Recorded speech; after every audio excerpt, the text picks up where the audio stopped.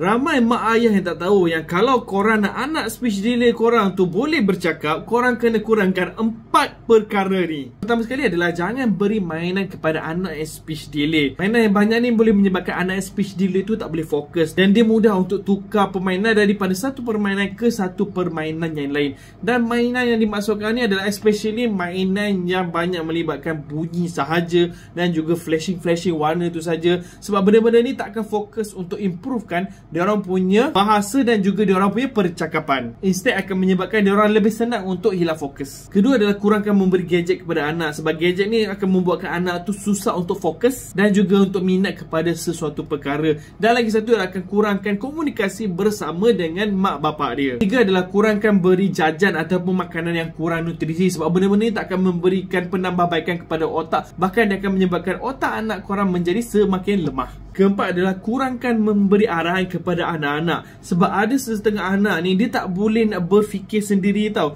Dia tak boleh nak bergerak andai kata kalau tak ada arahan yang diberikan kepada dia. Jadi kita kena melatih anak tu supaya dia boleh berfikir untuk macam mana nak menguruskan diri dia sendiri. Dan saya dah pesan banyak kali dah, kalau korang nak anak korang speech delay tu sembuh cepat-cepat, elakkan 4 perkara tadi tu dan tambah lagi 3 perkara ni. Pertama sekali adalah berikan stimulasi yang sangat banyak kepada anak korang. Pastikan ada banyak interaction dua hala dengan anak korang. Kedua adalah pastikan korang hantar anak korang pergi kepada speech therapist supaya diorang akan mendapat terapi di sana. Dan ketiga adalah pastikan anak korang mendapat nutrisi yang baik untuk perkembangan otak yang sihat. So that's why korang kena bagi makanan-makanan yang boleh stimulate perkembangan otak anak korang. Dan bahan-bahan tersebut ada saja dalam Prochamp yang boleh memberikan nutrisi terbaik kepada anak-anak korang yang ada masalah speech delay.